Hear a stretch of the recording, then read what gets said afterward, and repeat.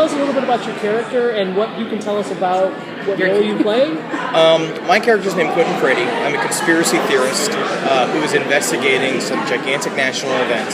And my research, basically I have a personal connection to what happened at the event. And my research takes me to know them. And it's pretty close to who I am as a human being. It's pretty great. Oh yeah, because it was like that, I'm sort of used to the unwashed conspiracy theorist man. I get that a lot. Bearded man as well.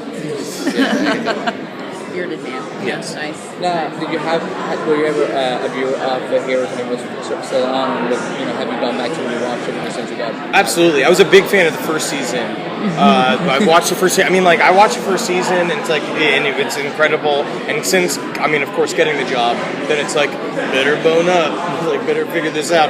And it's amazing. The mythology is really interesting. And it took the superhero genre seriously way before anybody else did.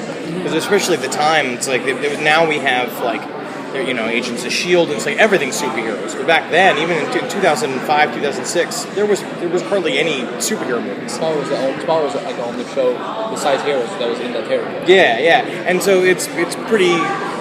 Watching then also the genre of like superhero-based sci-fi like really change over time, and Heroes Reborn kind of jumps ahead. Like the 5 years difference between Heroes and Heroes Reborn really shows. Like that's even what Tim was saying. It's like it took a long rest and then it came back like wiser, and it's a more muscular, intense show. And so we've been calling it a post-apocalyptic thriller, which has been it's very exciting.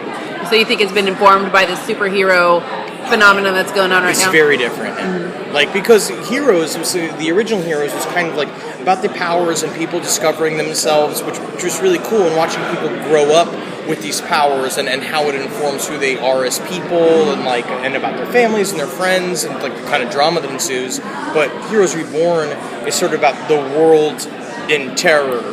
Of now that the fact that people know that there are powers, that people have superpowers, it's like, how would governments react? Like, how would normal people react, knowing that certain people technically were more advanced than you? Like, maybe even evolutionarily based, more advanced than you. And that's kind of, it's hard if you're like me, like a normal. You know what I mean? That's hard for you, because some guy can fly. He's just like, I gotta drive my car, you know what I mean? It's just like, I work at the post office. And the guy's just like, I'm a human spider. And it's just like, it's crazy. And so there's a lot, I feel like that because of that, the show is much more dangerous and intense. And it's very dark. We're dark knighting the Heroes original series. So who will your character interact with? Honestly, I'm not totally sure. There's many different connections. Mainly, I'm paired with Noah Bennett at the very beginning.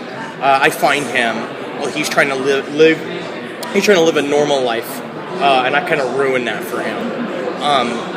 And then, I mean, we're kind of paired for a while, but the storylines kind of go all over the place. And there's some stuff I haven't read, and also I'm not totally sure what I can say because I signed a stack of papers. That was like 3 inches thick. A Primatech maybe? What? A Primatech perhaps? Yes, absolutely.